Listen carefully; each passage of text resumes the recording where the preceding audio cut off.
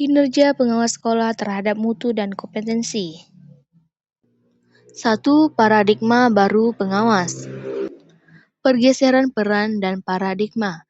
Yang pertama, model administratif lama, menekankan kepatuhan dokumen, inspeksi fisik secara berkala, serta evaluasi searah yang seringkali membebani pihak sekolah secara fungsional.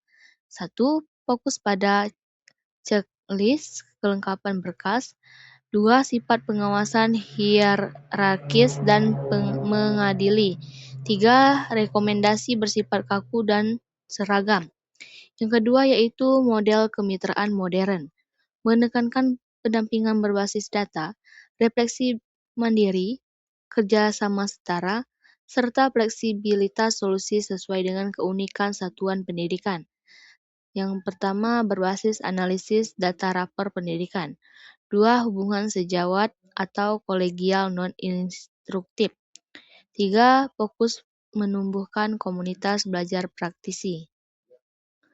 Model kompetensi pengawas. Yang pertama, penguatan 3 pilar kompetensi utama.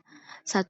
Kepribadian, yaitu mengutamakan kematangan emosional, spiritual, serta perilaku yang konsisten berpusat pada kepentingan peserta didik. 2. Sosial, kemampuan membangun jejaring yang luas, berkolaborasi dengan pemangku kepentingan untuk meningkatkan mutu layanan. Dan yang ketiga, profesional, keahlian melakukan pendampingan sistematis ke kepala sekolah dalam mengimplementasikan kebijakan kurikulum merdeka. 2. Siklus pendampingan pengawasan. 4 tahapan siklus pendampingan. 1. Perencanaan, yaitu menganalisis rapor pendidikan sekolah sasaran secara kolaboratif untuk memetakan tantangan nyata dan prioritas pembenahan mutu. 2. Pendampingan, yaitu memandu kepala sekolah menyusun program peningkatan dan mengaktifkan komunitas belajar atau kombes antar guru di internal sekolah. Yang ketiga, evaluasi reflektif, yaitu melaksanakan dialog bersama kepala sekolah untuk memonitor efektivitas aksi nyata dan tingkat, seperti partisipasi aktif para guru. 4. Pelaporan dampak, yaitu menyusun laporan kinerja pengawasan berbasis kemajuan asimilasi kurikulum dan mutu pembelajaran untuk diserahkan ke dinas. Alur pendampingan berkelanjutan. Yang pertama, bulan 1 sampai 2, pemetaan komparatif rapor pendidikan dan penyusunan rencana aksi. Yang kedua, bulan 3 sampai 5, pendampingan klinis pembelajaran dan pembinaan komunitas belajar. Ketiga, bulan 6, refleksi pertengahan siklus dan penyelesaian strategi mengajar.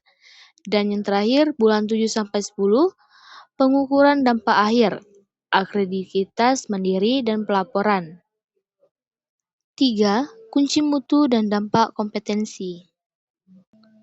Mutu sekolah melalui komunitas. 85% aktivitas belajar real. Dampak pendampingan pengawas.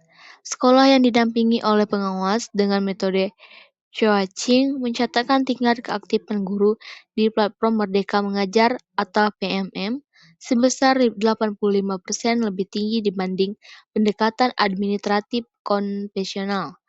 Kolaborasi setara ini memberikan rasa aman psikologis yang tinggi bagi para sekolah dan guru untuk melakukan uji coba metode interaktif baru di kelas secara kreatif. Matriks pendampingan pengawas. Yang pertama, fasilitasi diskusi data, yaitu perbaikan rencana pembelajaran, pedagogik, dan analitis. Rapor pendidikan literasi numerasi naik. Yang kedua, kolaborasi antar guru lintas mapel, sosial dan kolegial. Budaya saling berbagi praktik baik meningkat. Yang ketiga, coaching kepala sekolah. Efektivitas kepemimpinan manajerial, kepemimpinan dan reflektif. Pengelolaan anggaran sekolah tepat sasaran.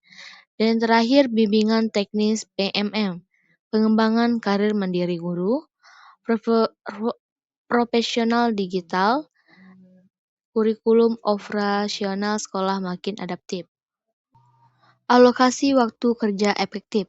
Yang pertama, reflektif coaching dan konsultasi mandiri 45%. 2. Pemberdayaan komunitas belajar atau Kombes 30%. 3. Analisis data rapor dan strategi sekolah 15%. Dan yang terakhir, pelaporan teknis administratif 10%.